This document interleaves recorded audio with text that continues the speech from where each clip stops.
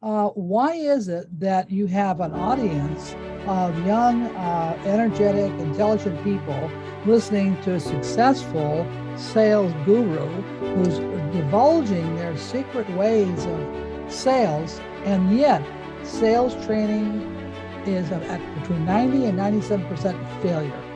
The human mind only has one need, and that is the need to express the authentic identity. The question is, what is that? Well, there's tools to find out. And what we use is objects, people, and events that express who we are. And I'm not going to make a judgment. What I'm going to do is I'm going to read the objects around you. And they're going to culminate into a sentence about you. And maybe what I can do is take my widget and language it in such a way that it resonates with his environment. And when I do that, there's a connection. Well, welcome everyone to the Revolutionary Man podcast. I'm the founder of The Awakened Man and your host, Alan DeMonso.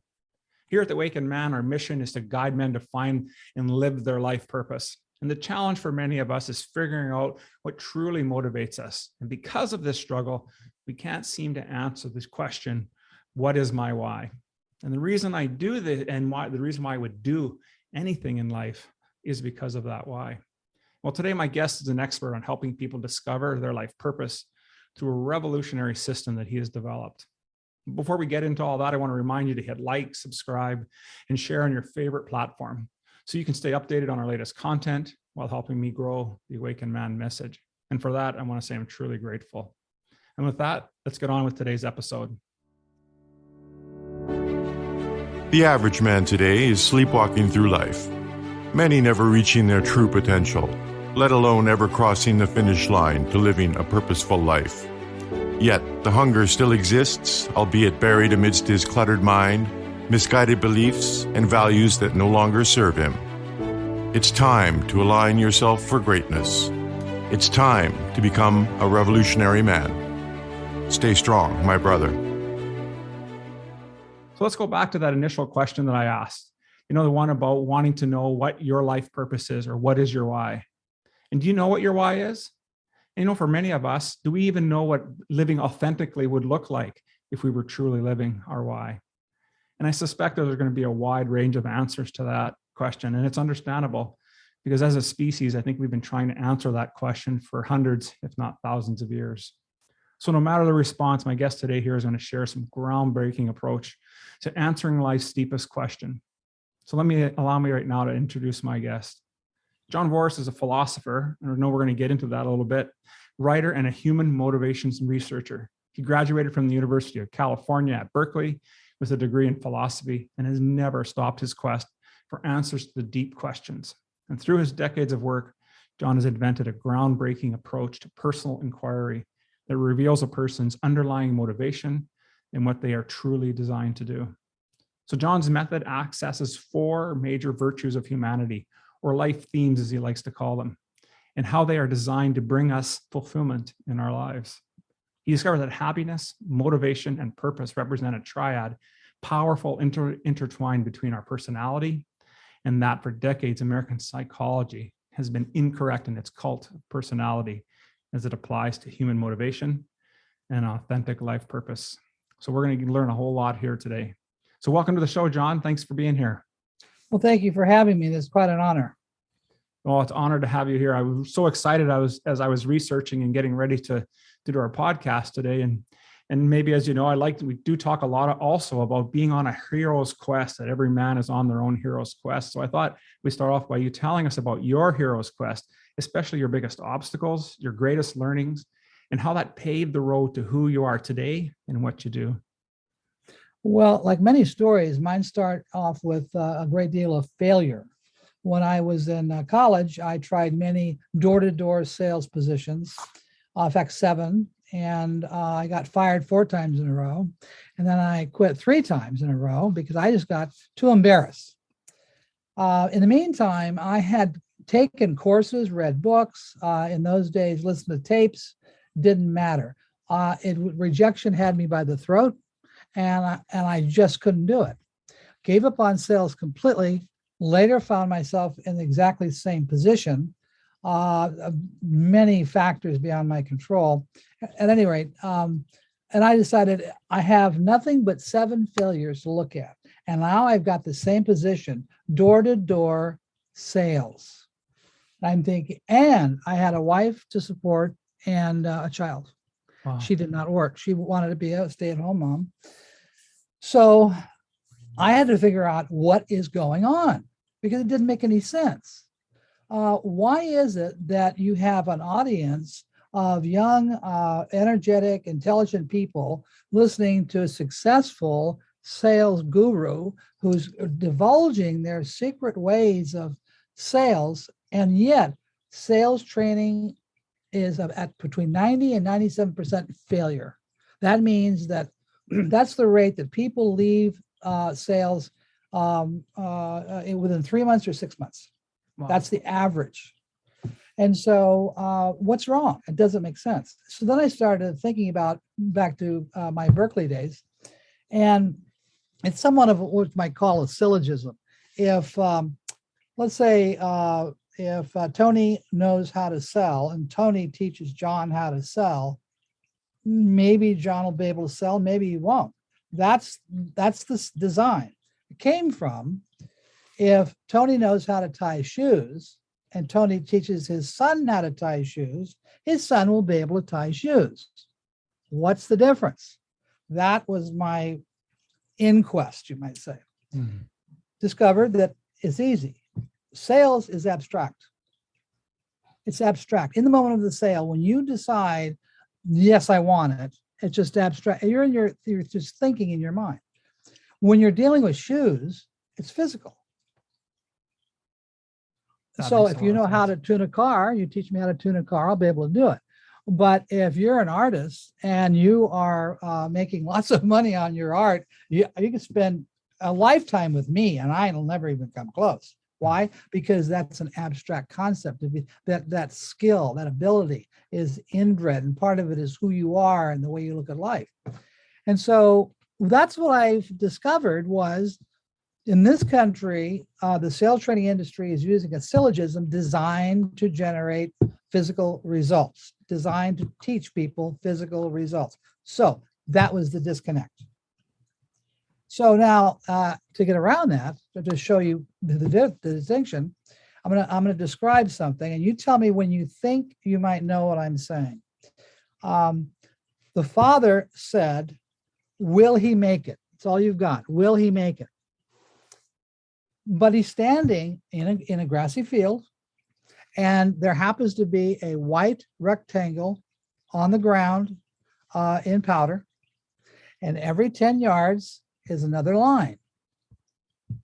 At the ends, there are 2 poles on the left and 2 poles on the right. So if the father's asking, will he make it? What might he mean? That's a great question. Will he make it to the end? Yeah, that's a great question. Well, will he make the kick, right? Yeah. It doesn't matter what you come up with. The fact is that you do. Yeah. That's the point. Yep. So if you said, will he make the field goal? I never said that. But you did. So that's how you train people in sales. Because I'm teaching an abstract idea. And so I do want to interject another point. I don't like being called a philosopher only because it doesn't settle with me very well. My associates decided to do that, but most people are not really aware of what philosophy is. Philosophy is like a tool chest. It's full of language, and it's designed for us to understand abstract, invisible ideas. Now, if I were to ask you, do you think the death penalty is unfair? And you said, yes, that's your opinion. Now, if I said, why? Explain to me why. What you would do is you would intertwine your beliefs, your experiences, your understandings, maybe even real examples. And when you're doing that, you are, in fact, philosophizing. That's what it is. Now, we have to use abstract ideas in order to use it. So there's a philosophy of morality, It's fine. You might disagree with the results, but the philosophic approach is always consistent. The counterpart is mathematics. Mathematics is here for us to understand physical, visible objects.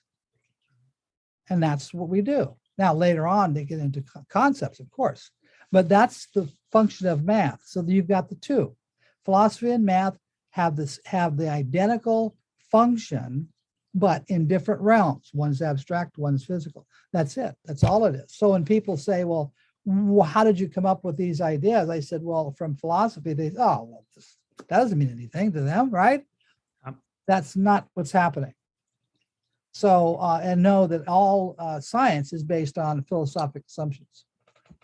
That's for sure. Well, that's excellent. And even, asking the question and painting the picture there, you can tell that I'm not as abstract in thinking. And so it's interesting how that happened for me. And before we dive into your work, I wanted to talk a little bit about and have you discuss a little bit about the differences that you've found through your life's work between American and European psychological views on human motivation and what they are and how they do work differently. It actually came in the 60s. The European psychologist and the American psychologist had started this conflict. With the way the Americans work is I'm looking for a mental disorder. So you come to me and I'll say, I'm going to listen to you and find out what's wrong. In Europe, I want you to sit down and just tell me about your life. So I'm looking for something wrong. They're not. They're looking for maybe there's something wrong, maybe there's not. And so that's the first difference. Second difference is the American approach is what they call analytic. It's you analyze constantly so that if Socrates is single and all single men are bachelors, and then Socrates is a bachelor, you can use that with schizophrenia or any other. And in Europe, though, their approach is, I just want to know who you are. I want to know your background, where you live, who you live with, what your past experience is, how you look at life, your worldview. All of these things, very different.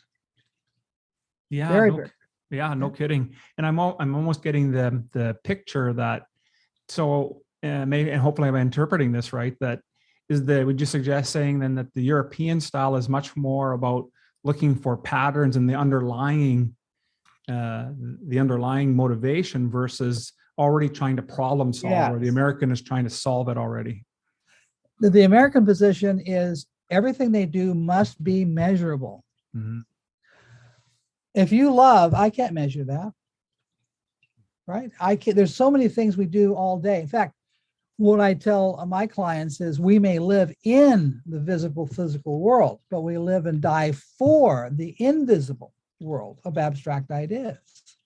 You're here because of an idea, not because you like that chair, right? True. So that's obvious. And so what they do in America is they define illnesses. Do you have those symptoms? And then here is the approach to solving your issues. That's how they do it. Boom, boom, boom, boom. And in Europe, it's called continental approach. Mm-hmm. It's more holistic. What does it mean to be human? That's how they start. And what is it that about a human being that where their existence, their authentic existence, really is running the show? Yes. So let's not talk about your behavior, which is measurable. I want to know what drives your behavior. Well, that's the European approach. Yeah, much more of a almost feels like a spiritual experience and an inside-out approach versus an outside-in approach that the U.S. system seems to have. Would that be a fair assessment? Yes, and also just know that there are books on this very topic of America versus the continent on issues of science, religion, psychology, philosophy, many, many areas. And that's being studied today. Yeah, for sure. So that made the difference between me look. Oh, the other issue is in this country, in sales, they teach someone what to look for, what to say, and the source for the sales environment is the sales rep. Okay. Now, what I do is I do the reverse. I have one book called "Learn to Sell What They're Buying," and that's not done. Mm-hmm. Why not learn what they're buying first and then start the process? So how do you do that? Well, you find what their authentic motivation is. How do you do that? Well, the answer to that is, and this is getting to be somewhat complex, is the human mind only has one need, and that is the need to express the authentic identity. That's all we do, all day. You can't stop it. Question is, what is that? Well, there's tools to find out. And what we use is objects, people, and events that express who we are. So your background expresses where you are, expresses who you are. Yeah. And so my position is I want to take myself out of it, so it's not my opinion. And I'm not going to make a judgment. What I'm going to do is I'm going to read the objects around you. And they're going to culminate into a sentence about you. Then what I do is as I repeat it in a very obscure way, because I'm trying to test myself. And did I find it? You don't know what I'm doing. And so that's how I used to sell, is I would go up to someone I didn't know. I'd look at what is their career, how do they behave in this environment? And maybe what I can do is take my widget and language it in such a way that it resonates with his environment. And when I do that, there's a connection. Absolutely, because you're really pinpointing the core of who they are. Right. Perfect. Love that. So let's talk a little bit more about and explore this idea of emotions and feelings, and how in your work you really talk about how they're different. So tell us a little bit more about that piece, our emotions and feelings. In most psychology books, especially in the United States, they either don't mention emotions or they say the feelings are culminated emotions. And they do that because emotions can't be tested. Mm-hmm. So they don't. Feelings can. Now, what I mean by tested is they can certainly put you on a lie detector test, for example, and regulate that. But I mean, the thing is, they're not going to really know what you're thinking. And so emotions are about engaging in our immediate world, and we have a reaction. And feelings is our judgment about those emotions. Mm-hmm. So if I say, oh, by the way, in that field is a lion, he's looking at you. I want you to know that. So then you think, oh my God, I got to really take care of myself. I'm going to get eaten up maybe. But what if I said, yeah, but there's bars in between you and that lion because we're at a zoo? It's totally different. Right. And so the first issue is I'm fear for myself. Second was I thought about my environment and realized I was really safe. So it's always feelings, emotions. Also, emotions tell others and yourself whether what you're experiencing is really realistic. So if I say, I don't know, I see a man standing behind you, and I think that's my long fast brother, and you look behind and there's nothing, that tells you that maybe I'm not really here.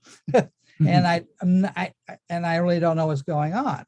And so emotions, we should be afraid of what we should be afraid of what deserves to be afraid of, like spiders and snakes and things like that. Right. But if we're afraid of a flower pot, then we're in trouble. So that's part of what emotions do. It really regulates our immediate reaction to the environment and safety and fear and flight, etc.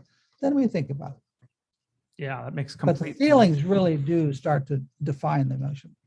Yeah, that makes complete sense, right? Because the feelings are what we've embodied now, and it's built on those experiences. So I like how you put that together.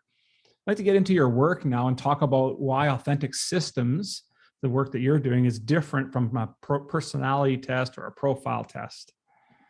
Well, I gave a little bit of hint there. Personality profile tests really do show how we express ourselves. How. Now, also, you can go to your parents and you will find that, gee, when it comes to my dad and how he approaches this subject, I kind of did the same thing. You're going to find that, not 100% of the time, but you're going to find it. But then on the other hand, I kind of do this just like my mom does. She is concerned about these issues, and I am too. Then you're going to have yourself, which is a culmination of the two. So that is genetic epistemology. Genetically, we set ourselves up, the human body is set up to receive information and learn from it. But we're learning from the genetic predispositions from our parents first. And then we create our own worldview. That makes complete sense. Start. Yeah. Let's go into a little bit about these. We talked in the opening there about these 4 life themes or life archetypes, I should say. And I thought you'd tell us a little bit about what the themes are and how you use them in your work. Well, back to why so many people in sales training fail, I began to think to myself, well, what are people like? Well, one is they're very curious. They really are connected to what's fair, right and wrong. And they always want to be in action. They want to change the environment. And out of that, they have a sense of self-awareness. Mm-hmm. What we do out here in the world, the physical world, makes us aware of who we are, and then we apply our moral structure to our behaviors. Okay. So I took that and I said, well, if you're curious, if you extended that out, you're eventually going to earn wisdom. If you take fairness, what you're really talking about is justice, which is the expansion of that concept, justice. And when it comes to change and being in action, you're really exhibiting your power. Okay. And through all of that, you have a sense of well-being. Because when you are expressing your authentic identity, it changes from I can do something to I could do something to I should do something, and finally it lands on I must. Mm-hmm. I must. When you have that feeling, I must, you have just tapped into your authentic identity, your authentic motivation. And so that's how I came about this. Hmm. But in my studies, I came across, it's called UNESCO, United Nations Educational, Science, and Cultural Organization. And it consists of 193 countries. And it's all about trying to initiate global peace, education, well-being on a global level. And so they did a study and took several years and lots of money. And they came up with, there's 4 pillars of education. You need to know how to learn. You need to learn how to do your power. You have to learn how to get together, which is fairness. And out of that, you're going to learn what it means to be human and be who you are. So UNESCO, I ran across that around 2000. I didn't even know it existed. I started this in 1980. So what I did is I've always tried to come up with more information that can validate what I discovered. And so this, the fact this huge corporation, international, came up with the same, you might say, domains of what it means to be human, that is a standard that is untouched. Excellent, excellent. So why wouldn't this, like a system like you've developed, this authentic systems, why wouldn't it be taught anywhere else? And maybe we've touched on it earlier, but I'm curious as to why we haven't learned about this until today. Well, first of all, I don't get myself out in the world that much. I do research. And so I've been, as you can imagine, I've got these books, but also I spent years behind that in doing research. So I don't get out that much. Then next is when you think about people, psychologists, psychiatrists, educators, they're busy living their own life. And they have appointments all day and they keep up with the latest journals, but there's a lot that they're not going to explore. And a good example of this is I have ADHD. And I go to the pharmacist and I say, okay, I'm going to buy me some speed and Adderall. And so the pharmacist came up to me and said, this has nothing to do with ADHD, and this will not help you in any way, shape, or form. I look at him like, where have you been? Under a rock somewhere? I really couldn't believe it. And I'm thinking, you're telling people this? So what happens is people might get educated 20 years ago, have a profession, they do keep in touch with the latest, not a lot, not outside of their area, and they do miss a lot. That's one. The other one, we're back to analytic approach and the holistic approach, continental. Another big one is they need to follow a certain guideline in order to be paid. Okay, so you have the statistical manual of mental disorders, and it's the Bible that's throughout the whole country, and it has these very specific requirements, like I talked about. And what you have to do is you have to outline that in your notes when you submit to the state, and they have to see that reference or it's not being considered. Interesting. Wow. That's so interesting, right? You've done so much work with this, and you've been help us to get a better handle on what kind of drives our motivation. But how do we apply this? Now, you've heard talk about, I know you do a lot of work in sales, but I'm wondering, how would we apply it in other aspects of our life, in personal and professional life? Once you know your authentic motivation, it touches everything you do. Your relationships with other people, your career, why do you have energy, why you don't have energy, why you do argue with certain people and you don't others. Good example is I do couples. And so I had a power wife and a love husband, and it did not work. That's oil and water. The reason why is because the love person is always looking at life through that lens. Power person is always looking at change. And so the problem is that they don't ever connect.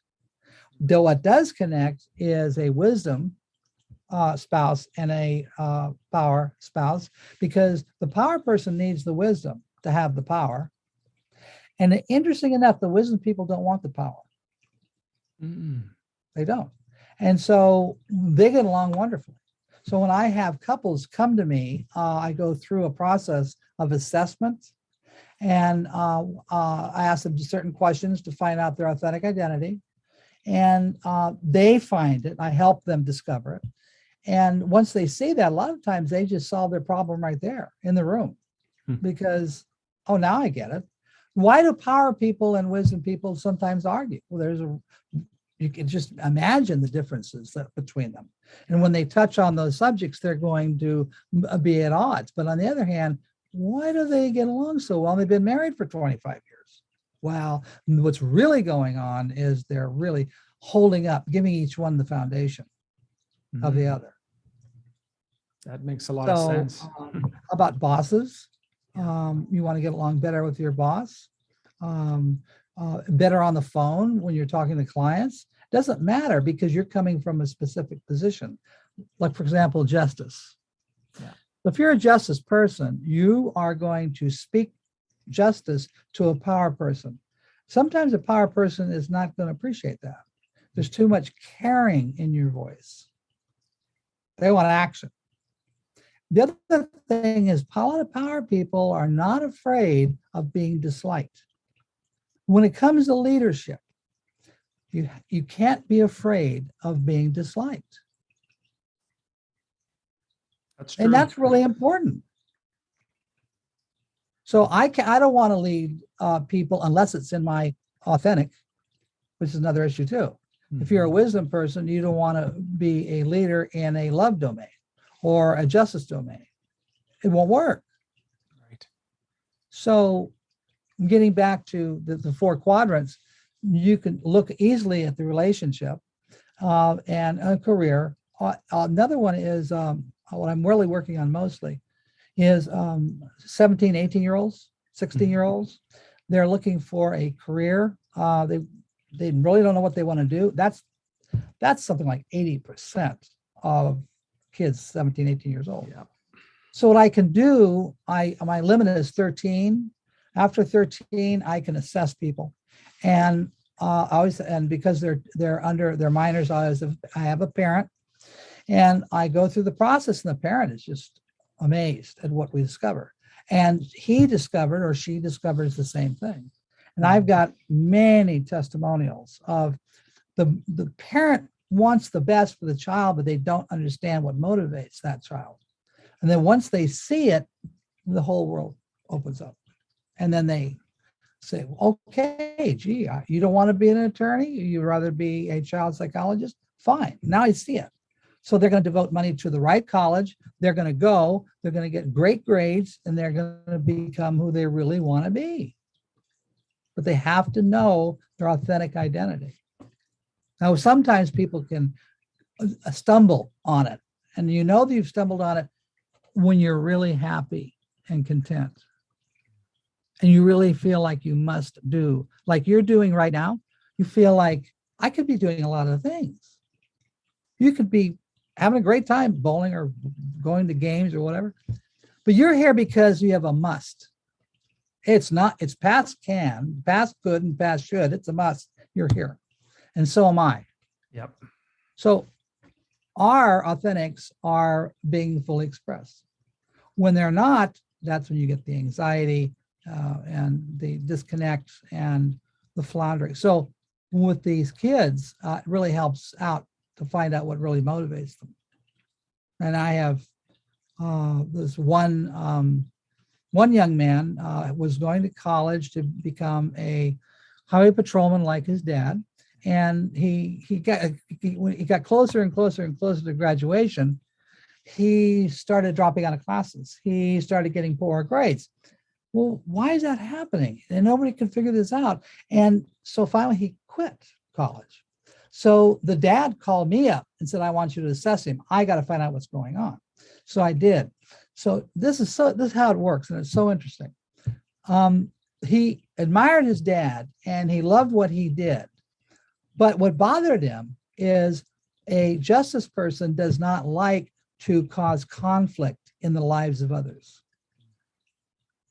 So as a policeman, a highway patrolman, all you're going to do is give out tickets.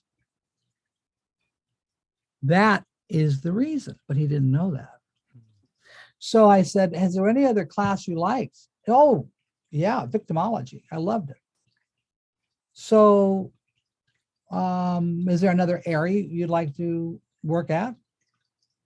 And so he decided to work on helping people get back into society. Rather than being a cop, rather than being an outside cop as a highway patrolman, he just wanted to work in the offices and take care of people from that position. So he started taking more psychology courses. He graduated and he did exactly that. And he did it all in 2 years. Wow. Yeah. Yeah. This is information I wish I would have known 25 years ago. And although I kind of think in my first career as a chef, I was probably still living my life purpose. But even more so today, being doing the work we're doing. And so I wanted to ask you, now that you've done all this work and in this research, and how has it changed your life personally and affected you? Well, I can read people. I turn it off. When I mean read people, I mean I'm reading the archetypes only. And but the archetypes are everywhere because they're really, that's what objects are for. There are catalysts. They're catalysts of meaning. So even if something doesn't have a great meaning, it has a meaning that doesn't have a great meaning. You can't escape it. So if everything around you has a meaning to you, all I need to do is look at what's around you and put that together. So many, many times I have, well, in sales, I averaged a 12 out of 20 cold calls. Wow. Selling. Now the average is 3%. So the way I did it is, as I went down, in fact, I was a member of Rotary and we had to get donations. And so I walked down a street and I look, everything around me are symbols of meaning.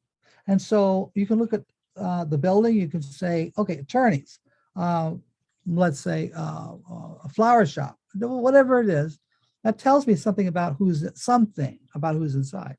And then I start talking to them. And then I look at what personal items they have. And what I can do is start to extrapolate who they are in the sense of what probably motivates them. And then I test it. And if it still works, then I use that language to promote what I'm selling. So if I walked into a beauty salon, I would say, do you know Agnes a couple blocks down? Oh, you do? Oh, God, she got this ham, huge ham from me. And she's going to have a great big party. Have you ever been to one of her parties? Oh, no. Oh, well, yeah, she bought a ham and she bought this and that and this and that. Well, so that is the language she is. Right. You see, the person I'm speaking to. I would never do that in an attorney's office. I would never do that in an accounting office. Rather, I would be very factual and very linear in my presentation. And I would have no emotion. And I would look straight at the eye. Right. And for that reason, I'm able to become a symbol that represents who they are in the moment. And that's how they opened up. That's how I gain rapport. Yeah, that's the word I had in my mind going, is your ability to gain rapport based on observing what was being presented in front of you, whether it be the objects, how they're holding themselves, everything. And I think, and the other thing I think what's so important that I'm hoping our listeners are picking up on is how much of a connection the work that you're talking about, that if we take this piece, this work, and embody it in ourselves, how much of a deeper connection we can get with our friends or our colleagues, our family members. And some of the work that I do does involve, helping men struggling, going through a significant emotional event. And we're not always great at dealing with that, but being able to give them a tool like you've developed to help them figure out and being able to reconnect with themselves first. Sure. And then ultimately with others. Yeah. So I watch the behavior, but I'm looking for the motivation, the archetype motivation that is pushing the behavior. That's all I'm doing. Yeah. So, but at the same time, it turns out to be very, very accurate enough for me to do what I need to do. If I want to sell someone or I want to convince someone of something, at least I know what kind of language to put it in. And so I have a better chance. It's not 100%, but a better chance. Oh, and I don't know why the word escaped me. That young man turned out to be a probation officer. Oh, nice. It's just, I have to clear that up. It bothered me. I couldn't think of it. No worries. Yeah. So he just wanted to help people make the transition. And so that was a real nice success story. But yeah, so then I'm looking at a chef and I'm looking at what you're doing now. The commonality there is creativity. Chefs create. Yep. You're creating now. And that expression is vital for you. And you can never work and be happy at a warehouse, for example, or on a machine. Doesn't work. And the other is that you're delivering abstract ideas, right? Yeah. So I would make my descriptions abstract if I really wanted to have us understand each other on a deeper level. Interesting. And then I would read what's behind you And what are those? Are those achievement awards? Or, Yes, a few of them for sure. uh-huh. And so, and what? Those are all my Toastmasters behind me. And then actually, in what's facing me is my culinary career. So yeah. Uh-huh. That's fantastic. Yeah. Yeah. And so I was in Toastmasters myself, but only because of finding how bad I was at the time. But so congratulations. Yeah. And so you see, so now that tells me how much communication is important to you, of course. And but creativity and change, and I see how you're funneling that. This is why I really enjoy your program, is because you're taking your creativity and you're funneling it through communication. Language is extremely important to you, and you can change the world through it. And you're going to do that through absorbing the experiences of other people and getting that across to others. Well, that's excellent. You pegged it, and we've only been together for about 45 minutes. Well, that's what actually, when I was in person, I worked much easier because in fact, in my seminars and the courses I give, I would say, okay, tell me if you were confronting a master carpenter and they have to pass tests, they're going to be in the business at least 20 years. And let's say this person works with finishing on a yacht, finishing work. So my question to you is, would that person have a sense of accuracy? Absolutely. What detail? Yes, you bet. Okay. Patience? Oh, lots of patience. Okay. So now, would it be possible to have a 20-year veteran carpenter be inaccurate, have no concept of detail, and be impatient? Not for 20 years. Thank you. Right. So you're not a carpenter, and neither am I. Yeah. By knowing who I'm not, I know who you are. I'm not a carpenter. So I think to myself, well, what is it about it that they are? And I'm going to first thing think of, in some senses, who I'm not, which is, no, I'm not that kind of accurate person. I like theory, and I'm not that detailed in the physical. In the abstract, I can. And so people can get a real good idea of who other people are because they had to ask these same questions of themselves. Right. Are they detailed? Are they accurate? Are they patient? So if you're not patient, you're going to quit, right? Yeah. And or get fired. And so these are characteristics of you.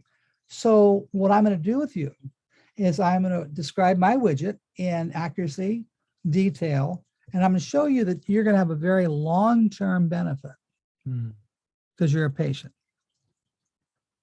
So that's kind of like the beginning of it.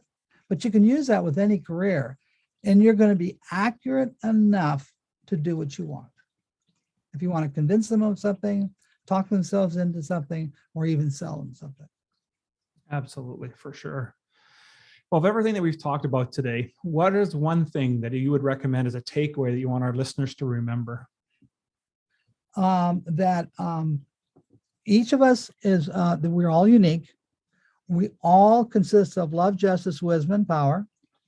And the key to the happiness and success is to understand your authentic identity and express it to the fullest. And watch when you do something because you can do it. Somebody told you could do it. Someone told you should do it. And then look at what are you doing because you feel you must. And when you have that feeling, you must consistently repeat that experience. And that's what's going to bring you the joy and the happiness. And you're going to have, for men, that's where their power is. Yeah. Love that. Love it. Well, I want to say thank you so much, John, for spending time with me today. And I know we've unpacked quite a bit of stuff here about the mystery, about finding our purpose and living an authentic life. But how would our guests get a hold of you and participate in one of your programs? So get on the internet, and I'm authentic-systems.com. And from there, you can scroll through and get an assessment. Contact me directly. And that's John at authentic-systems.com. And I can set up an initial discussion, half hour, 20 minutes of what's going on, and see if what your needs are. And I do sculpt everything individually.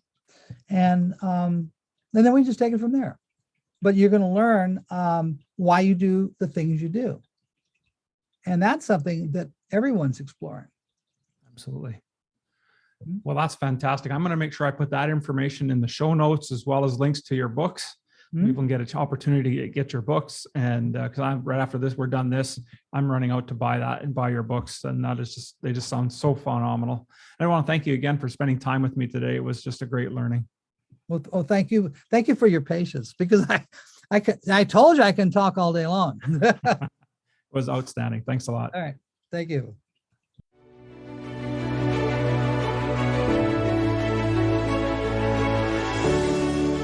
Thank you for listening to the Revolutionary Man podcast.